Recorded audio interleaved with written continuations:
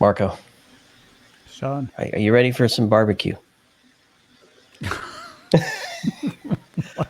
Well, you go to Dallas, you get barbecue. Why don't you brief me before you go on with No, this that's the whole tangent? point. I like to stump you with So what the heck you is Sean think on about. Dallas, you think barbecue? Is that your thing? Is that your Yeah, thinking? I'm gonna take a quick tangent because I had a really amazing experience in Dallas, and so I'm gonna share this story where I was at a barbecue place, obviously, and I wanted to try a number of different types of barbecue. So I didn't hold back on my selection. Let's just say that. And I went to pay, and there was a gentleman standing on the other side of the hall, saying, "Nope, that's on me." And he did that for about 100 people in line the entire time I was there. That to me is Dallas. So, Wow. yeah, I was grateful for that moment and gave me hope in humanity. That is, I'll say, the culture of Dallas, right? Very, very giving group of folks. We're going to talk about culture today. So the reason I mentioned Dallas is because we're doing an on-location event coverage for the MIC annual conference. That's Minorities in Cybersecurity. They hold a conference where they talk about all kinds of cool things, important topics, not just about minorities, but the roles and the activities that minorities have in the world of cybersecurity. So having a good culture is one of them. We're going to be talking to Melanie Ensign and a few others about crisis management, right? That's not anything specific to a particular group. Everybody has to deal with crisis management in the organization. So I'm glad to see that as another topic as part of the event. And today we have Letrice and Dwan Jones on with us, and they're leading a session on culture. Thank you so much, both of you, for first off sitting through my ramblings. Second off, for joining us today and having this conversation with us. Certainly. Thank you for having us. Thank you. Yes, absolutely. All right. So I'm tired of hearing myself talk. Sean already took the time allowed to him to talk, so I'm going to pass the balls to both of you to introduce yourself, and then we will talk about what are you going to do there in Dallas. D. Absolutely. So I'll start. My name is Denitra Letrice. Everyone calls me D, so please, if you ever meet me at the conference, walk right up and say hello, D. I have spent the last 25 years of my career in IT and IT adjacent. That means theoretical as opposed to hands-on engineering. And over the last 5 years, I've been concentrated on human development within IT, specifically cybersecurity, and also focusing on what cultures are needed to help employees thrive. Dwan? Thank you, Dee. And so I am the Director of Diversity, Equity, and Inclusion at ISC2. Really happy to be on with all of you to have this really important discussion. I've been in the world of really communicating and helping organizations with their organizational development, including inclusion and diversity, for around 20 years. And so this is definitely a topic that's very dear to my heart, very passionate about how we can change things to make sure that everyone is included, that folks have a sense of belonging wherever they are, especially in the cyberspace. So again, really happy to have this conversation with all of you. Certainly. Love it. And a proud CISSP certificate holder. I'll just say that. Awesome. My fellow guest here from ISC Squared. I want to start with you, Dee, because you said something that probably slipped most people's ears, but it caught mine. Cultures with an S. And everything that I've talked about is how do you establish a culture? Singular. And I'm wondering, was it purposeful that it is multiple cultures? And what the heck does that mean? So if we get down to the consensus, so we have some common language. Culture is basically defined as a shared standard of beliefs, values, what we will recognize, what we won't recognize, what we tolerate, what we will not allow. So with that standard, about 5 years ago, I was listening to a town hall meeting of an executive in a Fortune 100 company that we're not going to name. Just trust me, I was there. And this individual kept saying the word culture over and over again. Our company's culture, our culture, our culture. And I was jotting notes to myself going, I want to ask him to define it. I bet he's having a different cultural experience than his frontline employees are, right? So I do think there are multiple cultures, and as executives and people leaders, we need to make sure that the cultural experience that we're having at our level is the same that our employees are having at their level as well. Wow, because it's not hard enough to build one culture. We have to establish many. But I understand what you're saying. It's important. We break down the barrier. Yeah. Hopefully we level set so that everyone from John in accounting all the way up through the CEO are having the same shared culture ultimately. And it makes sense. I mean, from a sociological perspective or anthropological, cultures is many, right? It's different part of the world, country, city, community, and it makes sense to me that it applies also to the environment where you work. So it's kind of like pretentious to say there's one culture and we're all part of that, right? So absolutely. Yeah, Dwan, your point on that.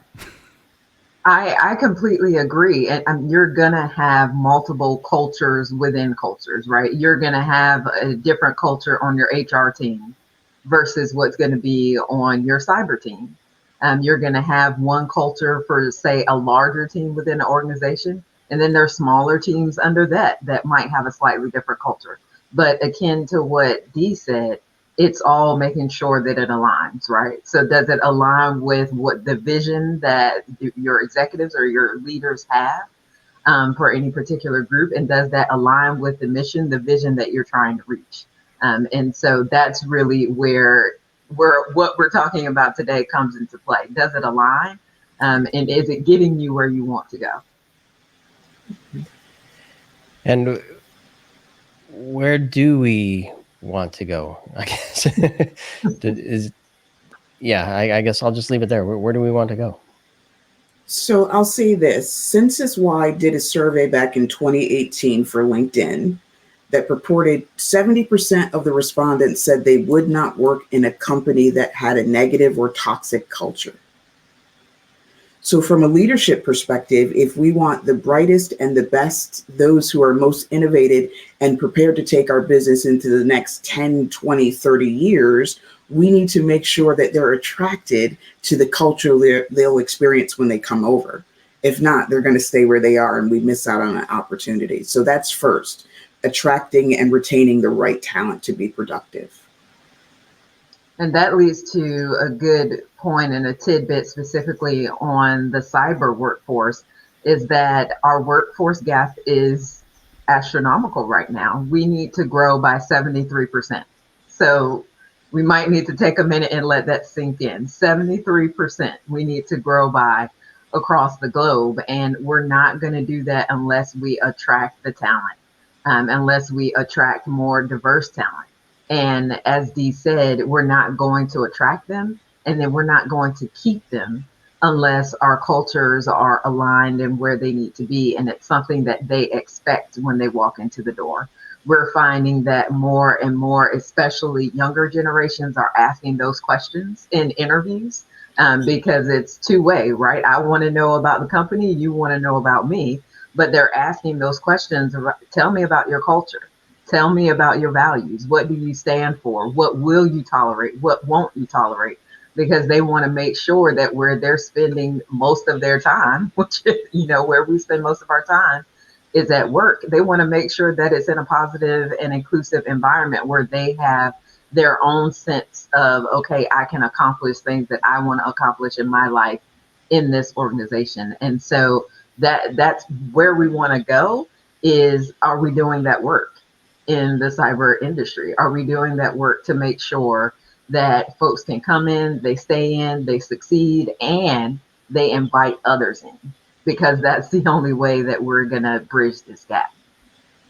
So it seems to me that with all the conversation I had on the topic, the bringing people in is relatively easy. I'm not saying it's easy, but relatively to retain them. I think that's where the real challenge is. Yes. And there is one thing that we know is that cultures do not change fast. It takes time, and it takes action, and it takes, I don't know, understanding, and I can go on and on and on. So I love that in the title of your session, you have the word change. So let's go there. What can be done, Dee, on your opinion? Or what hasn't been done? So I think what hasn't been done is a lot of conscious thought about cultivating a culture. I like to think of it as the water we swim in the fishbowl, right? And we all arrive and we just assume whatever is there is kind of what's there. But have we stopped to sit down and look at what's really in the water? What's making it more difficult for people to be productive? And we canned this term a couple of years ago and bring your whole self to work. And I think it was apropos at the moment that it came about, which was COVID, and we were all home and the dogs going across the camera and the kids are in the background crying, right? But the reality of what we should have said to ourselves is bring the best of yourself to work, right? Can that be a shared culture? So what we're asking executives to do is to sit down and do focus groups, analyze the experience that your employees are actually having as opposed to what you intend for them to have. Write out exactly measurable goals that can help you attain. And we're actually right now through Mike Talent offering a product called Healthy Working Environments, where we come in and help you do this work, boots on the ground with you. And so that we're very deliberate and we're very focused, and we can measure over time incremental growth, because as you mentioned, Marco, this isn't something that's going to happen from a memo that we send out on Thursday morning and now we're in nirvana on Monday. I wish. Don't we all? I wish that as well. We could walk in on Monday morning and be in a different place. But I think the key there too is also, is it changing, right? So I have found that, employees and staff, if they see things are happening, if they see that you are changing, they also will stay. Now, if it's the same and it's been the same and we don't see things changing, you talk about that you want to do this, but we don't really see a difference, that's when they start to leave or they quiet quit or those types of situations. So you have to definitely start, like Dee said, you're not going to get where you're going unless you know where you are. So you have to start doing that work, having assessments, having focus groups, but then also making sure that you're paying specific attention to where you're getting that feedback from. Are you holding focus groups with the people, the 20% of the people who are doing 80% of the work? Are you really reaching out to those people who you need to know their opinions? You need to hear from the people that you don't hear from on a daily basis, because believe us, they have a lot to say, and they have a lot to say that you're going to want to know if you want to do this work correctly. So it can't be a room full of executive leaders. It can't be a room full of folks from the same background. It has to be diverse. It has to be across the organization, up and down the organization, to make sure that you're getting that good feedback and creating a safe environment for them to speak up, so that they don't feel like, okay, I can only say, I can't really say what I really want to say. I can only say what's going to be acceptable. Make sure that you're making the environment safe for them to really speak up, because again, you're not going to make the change that we need to see unless you're having that honesty and transparency. That is a huge part of it. I like to say, is the culture one where we manage you down to your last mistake, or we lead you up to your highest potential? Mm-hmm. I'm glad you said that, because go on this journey with me for a moment. So I had a guest on, I don't know what, yesterday, maybe the day before, where off recording we were talking about diving, and she mentioned that there are some really great places to go diving and others that are not as great anymore. Mm-hmm. And basically what she described is all the places that used to be great have been destroyed by people abusing the environment, right? And so the fish suffer, the reefs suffer. They're no longer great. So now we're off to the next place to do it again. So I bring this up because I feel that that's the culture. People move around, some good, some bad. The people that help define it, the people that are the ones that get to live with it. And are there ways that people can spot where the culture is coming from and follow it around and not go diving in the bad place, but go swimming and enjoying the waters where it's lovely? That's a good question, because I would say, and if we think about this from a personal perspective, in most organizations, you know where the bad apples are. It's just that folks don't really know how to address that. Or folks don't, they're great at their work, but man, our team culture or our team environment is not the best. And so you can probably pinpoint where some of those problem areas are, but there are all sorts of tools out there that can tell you that. You can do engagement surveys. You can do, like Dee said, focus groups. These aren't things that we're saying, okay, just do it one time and then you're done. No, you have to continue to do this. You have to continue to get feedback. And that's where you drill down and really find out, okay, this is what's happening. But then also going back to the point around making sure that you have the right people in the room, because they're going to tell you, they're in that safe environment. They will tell you, here's where we're seeing issues. Here is, some of the systemic things that are causing our culture or our environment not to be the best. And so I think there are several ways that you can maneuver it to pinpoint where it's coming from. Again, I think it's just that, okay, we know where it's coming from, but what do we do about it? Certainly. And I do think there's some tells, right? Like if I was in Vegas, I would say you're playing cards. I see your tell. How are you recognizing success in the organization? Are we celebrating that openly? When people leave, and this is something that people often don't think about in organizations, when people leave the company, do we celebrate the time we had together, or is that tucked away? And you were looking for Beth in HR and she's just not here anymore, and no one can speak of Beth like she's Bruno from a Disney movie, right? The other indicator is, I'd say, bring in an objective resource. As I mentioned, My Talent offers this service. Have us sit in your town hall meeting, because there are 5 generations now in the workforce who show reactions very differently. When the leader is speaking, you can read on body language the truth of the experience of your employees in real time. Is everyone rigid, like they're afraid to be called into the principal's office? That's a tell. We probably need to do some digging there. So there are some softer indicators as well. And then, as Dwan said, things like turnover rates. Are you hemorrhaging people out the door? That's probably an indicator you should pay attention to, right? So, absolutely.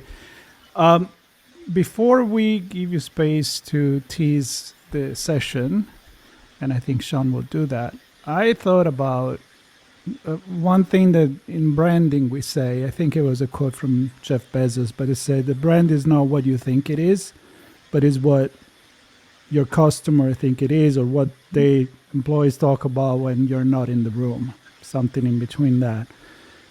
And I feel like culture is the same thing. You may think you have the best culture in the world, but if stuff happening and is not what you expect to happen, maybe you need to adjust and tune. And I don't know, is this one of the things that you believe the leaders are not doing right now? They're not listening enough?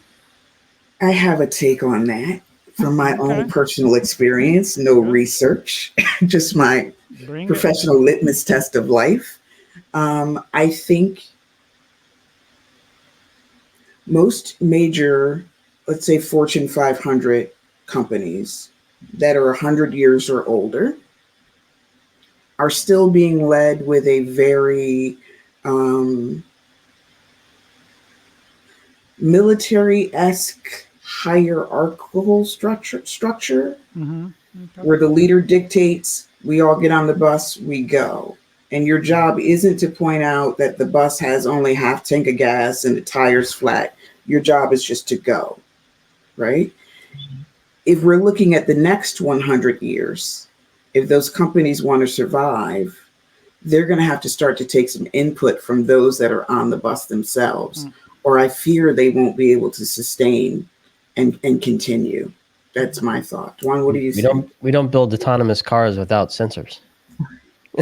Exactly. Yes, that's Hope for it. the best. That's it. Dwan, And that's that, those traditional operational styles or traditional leadership styles are still prevalent in, any industry.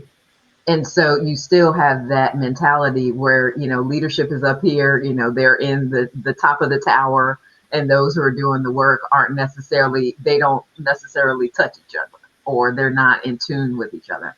And so I think that's where some of that comes from, is that what they have in their mind or what they've set out to, okay, this is what we want it to be, now go do, but they're not connected to what's actually happening.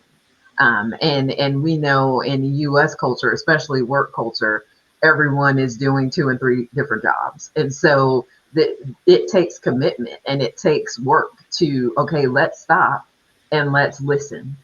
Let's not put more work on, and let's listen to what's happening to make sure that we can continue to survive, as Dee said, into the next 50, 100 years. And so you have to be cognizant of that. You have to be passionate about it, and you have to be intentional that, okay, I do need to come out of that tower, and I do need to listen and figure out where we are, so that we can keep progressing, keep moving forward, keep being a successful organization. Yep. I like the word purpose, and it can be overloaded for many ways to apply here.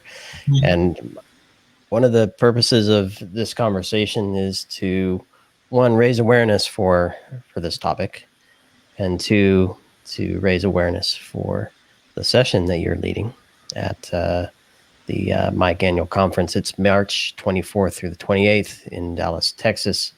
And you, along with Corey Kirkendall, who couldn't join us for this conversation. Thanks for attempting to, though. Anyway, Corey, hopefully you enjoyed the session in Dallas. Your session is titled "What Executive Leaders Can Do to Change Their Company's Culture," with a question mark. And so, give us a snippet what you plan to share and discuss that day. Don't give away any secrets, but give us a sneak peek. I will say this, as the host and moderator of the panel, I'm going to be probing for what are actionable items that executives can leave this with, that they can put into place immediately based on Dwan and Corey's experience, and how can Mike support them as they further that ongoing journey of shifting and cultivating culture. And I'll add to that I'm going to be bringing some really specific and intentional key points from our 2023 workforce study around why culture and diversity, equity, and inclusion programs will lead to better cyber teams and cyber organizations, and will increase your risk posture. So making sure that, do you have these things in place? Because your culture is actually going to lead to better teams, more productivity, and safer digital environments. So not going to give away secrets, like you said, Sean, but going to bring some really great data that we've collected across the globe. Well, I'm going to add that, Dee, we need to speak about Bruno. We do. Here we talk about Bruno, Marco. Here we talk about Bruno. I'm all about that. So thank you for the Disney reference. Nice one. Well, March 24th through 28th, you're going to be talking about loads of things by enabling and supporting and empowering everybody in cybersecurity. And a shout out to Mary for organizing that event. I know there's a lot of people supporting her in that effort. I recorded a kickoff episode that folks will need to listen to as well. So if you haven't heard that yet, you'll get an overview of the whole event. And yeah, I'm thrilled to have the two of you on. Obviously, we're just scratching the surface. That's the whole point here, right? Just to tease a little bit. But you're both very welcome for a deeper dive whenever you want. So just let us know. In the meantime, if you're in Dallas, go there. If you're not in Dallas, head there. Yeah. Enjoy the conference. Maybe get some barbecue. For me, the cultural moment from that trip was I learned, and when possible, not 100 people, mind you, but when possible, I do a similar thing. And Awesome. it's led by example. I followed and kept that culture deep in here. So, Marco, anything else? That's it. Good. You're good. This was a good conversation, and again, anytime you want to come back, I'd love to talk about this and help as much as I can to amplify this topic. Yes, Yep. Thank you. So I'll put a link to the conference in the show notes so everybody can find out where it is and when it is and all that good stuff. And of course, everybody listening, thank you for doing so. Please do subscribe, share, and stay tuned as Sean and Marco go all over the place for our event coverage on location. Even when we don't go. When we don't go. we get to meet amazing people remotely like this. Dwan, D, thank you so much. And we'll see you soon. Good luck at the event, and keep well, everybody. Thank you. Be well. Bye.